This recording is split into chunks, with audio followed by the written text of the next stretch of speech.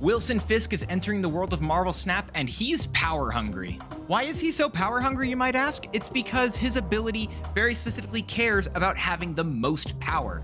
Wilson Fisk is a 5-cost, 9-power card with the ability costs 3 if you have the highest power among cards in play, which means if you've got the most power, whether that be you and your opponent both having a rock, both you and your opponent both having a monster, or you just having the biggest power card, he only costs 3 energy to play. Now, like I mentioned, ties work, and if you are tied for power with your opponent, you are able to play Wilson Fisk with no issues. However, your opponent can very easily go above that. So if I'm playing with Wilson Fisk and I want to use him properly, what abilities am I needing to enable with him? What synergies am I potentially trying to look for with this card? Because one of the key things to realize about Wilson Fisk is that he is a very fantastic card, but you should not be building him as the centerpiece of your deck. He is a supporter.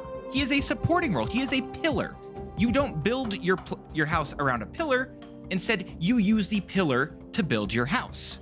So if we are trying to have Wilson Fisk prop up decks, which cards, which decks are we potentially trying to look at that would want to enable it? Before we talk about those decks as a whole, let's see if we can break down some individual cards. A lot of cards in Marvel Snap create a mini game around them, in that they want you to play to the board early on and fight for locations even before the final turn of the game, because they can actually help you get the most points in total. Because even though at the end of the game it comes down to who has the most points in 2 out of 3 locations in Marvel Snap, that's not what every single card cares about. So if you look at cards like Ascani Sun, a recent release from last season, he has his ability get better and better each turn you're winning his location. And guess what? Wilson Fisk would be a really great way to compete for his location. So you could look to him. You could also look to a card like Iron Patriot, Vision as well. You could also try to argue cards like Zombie Power Man. You can do weirder stuff potentially. I don't know if you're going to want to do Crossbones, but Crossbones is a similar type of objective or mini objective throughout the game. However, I think one of the clearer objectives as well is just Galactus First Steps, who already is a big statted body himself, and he would be very happy to have Wilson Fisk as his herald, as Wilson Fisk is a very powerful one to get on turn 3. You also have cards like Silver Surfer First Steps, who needs to win her location in order for her ability to work. Obviously, that would be pretty great there. Cards like Omega Red, who give you a big boon, a big buff throughout the entire board if you're winning just his location. And I think one of the classic examples that I've really enjoyed in particular was Adam Warlock, a card that if you are winning his location gives you more of your deck. And that's a really good boost. There's a lot of really cool pieces that Wilson Fisk enables. However, he has a requirement himself. He needs you to have the biggest card on the board. So if I want to be able to play Wilson Fisk for his discount of only 3 energy, what cards potentially am I looking at? And there are quite a few. Some of them might even be a 3-cost card. However, I don't think that's true all the time. So who are you trying to use with Wilson Fisk? I'd argue cards like Hydra Bob, who is a big amount of stats for only 1 cost that has the detriment of moving around potentially, but you can make that work in your favor. In addition, we also just had Martyr, who got enabled to be a 6-powered card very recently as well. So a 1/6 that if you're potentially playing maybe a techno-organic virus, or you just fill your board up, she won't move and gives you a 3/9. That can matter a lot. You can do some other cards that are 1 cost as well, but I think those are the 2 that I'm looking at most. But I actually think there's one card that is fantastic at enabling Wilson Fisk, and also really likes to have Wilson Fisk in his type of decks, and that's Shadowlands Daredevil. He's releasing, of course, at the same time. He's not just a 2/3, because if you play Shadowlands Daredevil on turn 2 and then draw Wilson Fisk on turn 3, you then have a 2/5 on the board who is only going to get larger just as the game progresses. Or oftentimes, I think 4 power will be enough. So looking at cards like Domino, who guarantees that she is drawn on turn 2, or Jeff the Baby Landshark, who is also 4 power, either one of those are pretty fantastic for enabling Wilson Fisk as well. However, there is a higher likelihood that your opponent's going to be fighting potentially for that 4 power slot. Especially as Wilson Fisk is released, I am fairly certain that there will be a large amount of people trying to put big statted cards on the board. So Those lower power cards that are 4 and 3 might be a bit harder, but a deck order can come into effect. We want some bigger statted cards that we want to play before turn 3 in order to be able to play Wilson Fisk on turn 3. Who are we potentially looking at? I think you want to look at cards like Rhino, cards like Silk, cards like Lizard, and again, I'm going to asterisk Shadowlands Daredevil in here. All of those cards are really fantastic in terms of putting down, again, a lot of points onto the board. There are some other cards that are cheaper as well that you can potentially try to sneak into there, and they can use their abilities similar to Shadowlands Daredevil to get bigger and bigger. You can mess with those as well, but these are the ones that I have my eye on immediately, as they also have synergy with other cards and decks that Wilson Fisk will slot directly into.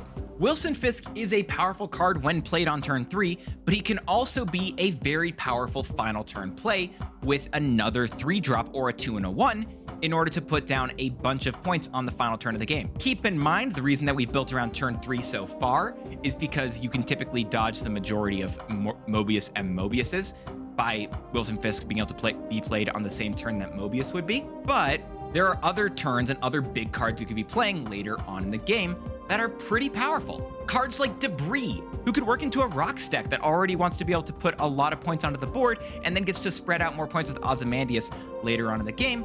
Or you could even try to look at a card like Starbrand, who, with a Techno-Organic Virus, could become even bigger than just a 3/10. Both of those cards are very powerful and interesting to use with Shadowlands Daredevil. And the higher and higher costs that you get, you start to have potential issues, but I think you could still make a good argument for 2 cards in the 4-cost slot. One is Ares, who, especially with Shadowlands Daredevil, shuffling 6-cost cards into your deck, and Wilson Fisk just being a 9-powered card, Ares is a 4/12 potentially, and that's a very big amount of power to be able to play and then use Wilson Fisk for. And I love that shout. And not just Ares, a card that is releasing later this season is Ikari. Ikari is going to be a 4/12 that has the restriction that you can only play this card to a location where your opponent has a card afflicted with negative power. However, if your opponent does have that, a Wilson Fisk who can be played for 3 cost. So 7 energy for 21 points of stats is a pretty good turnaround if you ask me. There's another key about Wilson Fisk that you can do with him. Decks that have a lot of interactive pieces that could mess with your opponent's game plan. Decks that might utilize cards that turn off your opponent's abilities one way or another. And so how will you be able to use Wilson Fisk giving you priority, because he's going to be a very big card, a lot of stats on the board? How are you going to be able to utilize the priority, utilize those stats? One of the synergy cards that I most think of with Wilson Fisk is Supergiant, as Supergiant will allow both you and your opponent to be locked into whoever has priority, typically you if you are building around it, going into the final turn of the game. Now, with that in mind, you're typically trying to play other sort of interactive bits there. So, which cards are you looking at? We would talk about maybe a Cosmo, who you, with that priority, whether that be with or without Supergiant, would be able to play preemptively in order to stop any on-reveals that your opponent might be trying to build their final turn game plan around. Or, if your opponent really cares about the cards in the final turn, and you get to reveal first, guess what? Negasonic can legitimately blow up their entire final turn game plan. Or if you just didn't want your opponent to be able to fight for a certain location, just use Juggernaut to knock all their cards away. Some other sneakier cards you potentially could be using are cards like Gambit, who could get rid of an extra card on the final turn of the game that you don't need in your hand in order to get rid of a random card that your opponent might be trying to build their game plan around. Or your opponent's planning on playing cards to specific locations. Or they just didn't want to play into Death's Domain.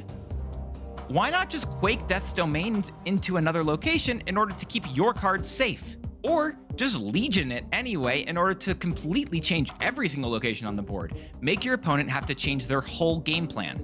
Wilson Fisk is a card that lets you get priority in Marvel Snap. So, all of the cards we're talking about here really care about having priority. You want to be able to utilize that priority and make sure that that priority results in you winning that game. Because just as much as Marvel Snap is built around you winning out of 2 out of 3 locations with the most power, that doesn't mean that you can just drop big points and hope for the best. No, if you're gonna put down big points, you wanna be smart about it. And Wilson Fisk is a very calculating man, so emulate him.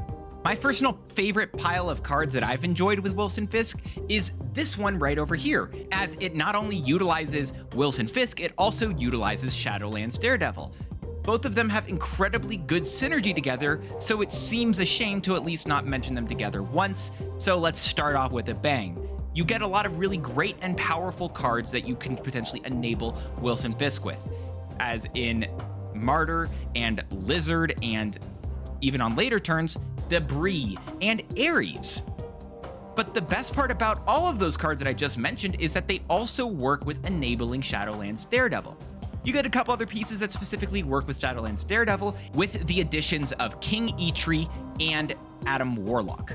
But with the addition of cards like Stardust, Cosmo, and Cosmic Ghost Rider, you also get to interact with your opponent's game plan in a way they may not be expecting on that final turn, and drop a lot of high-powered cards with Shadowlands Daredevil and Wilson Fisk, who have been absolutely phenomenal here, and this has been a great and stellar place to utilize both of these cards really effectively. Now, of course, I did mention Supergiant as a deck earlier on, and again, I will point it out here.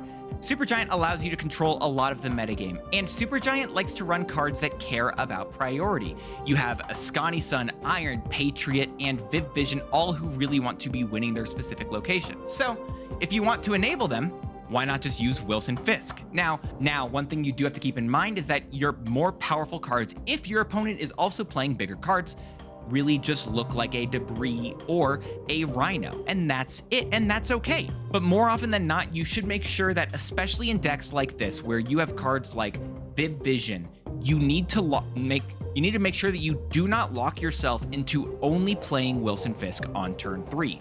Because if that's all you're going to do, then you're potentially losing some setup and build-up that you might want to try to do with, for example, potentially a Viv Vision instead, or early blockage with a Cosmo. He is oftentimes the best play on turn 3 if you can do it. But do not lock yourself into that play. You have to evaluate each and every game, as each and every game of Marvel Snap is different. A general good piece of information is, yes, play Wilson Fisk early on, but don't make it your only play. Give yourself options, give yourself variety, as you need that. You will need to be adaptable for whatever your opponent tries to do. And I really enjoy both Ozymandias and Wilson Fisk in the same deck because they both really care about Rhino and Debris, but for the exact opposite reasons, where Wilson Fisk really loves the stats of both Rhino and Debris. A 2-5 and a 3-8 are fantastic. But Ozymandias loves the rocks they get to bring to the board. So use them together and utilize both their stats and their abilities in a really effective way. Not to mention the fact that you also have other cards that both Rhino and Debris will be good at enabling as big early plays with Ascani Sun, Iron Patriot, and Viv Vision, as well as keeping priority for you on the turn that you might want to play Supergiant. This is an absolutely fantastic deck, and it's one that I've actually played a variation of for quite a few seasons now, and I've really enjoyed this deck.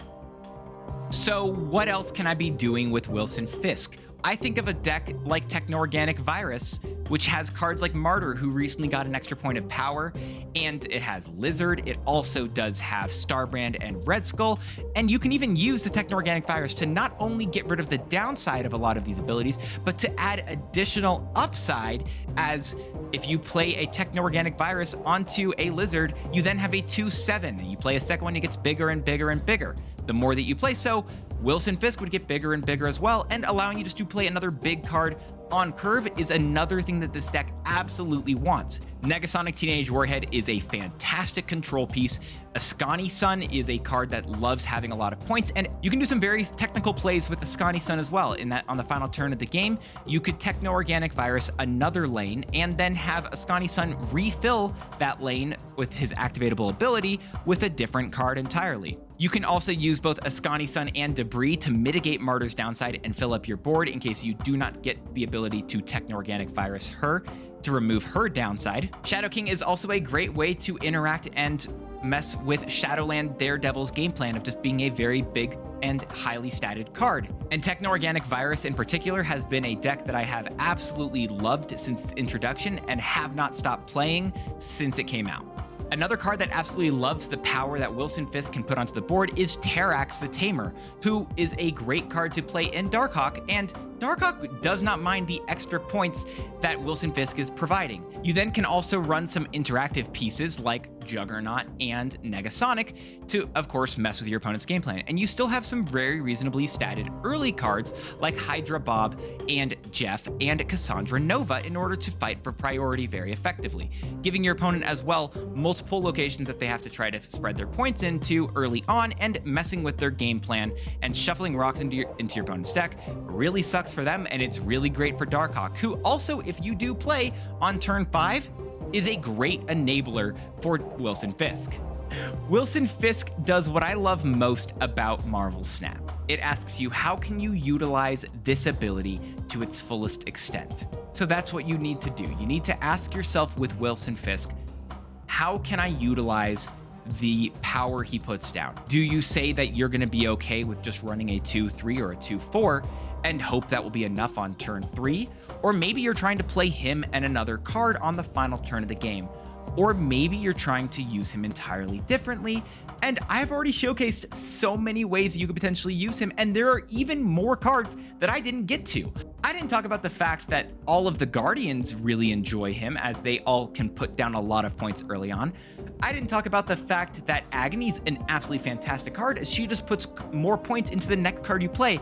I didn't talk about how Medusa just says, hey, I'm a 2-5 as long as I'm at the middle location. And that's awesome. Wilson Fisk has so many options, so many interesting choices and options in deck building that I am excited to see enter Marvel Snap. I'm excited to see what the community, what you all do with Wilson Fisk. So thank you so much for letting me showcase what I've really enjoyed about Wilson Fisk, the decks that I think he will potentially go in, and I'm excited to see what other decks, what other crazy piles of cards you all figure out for Wilson Fisk. So have a good one, have a great one, and until the next one, keep snapping. Peace.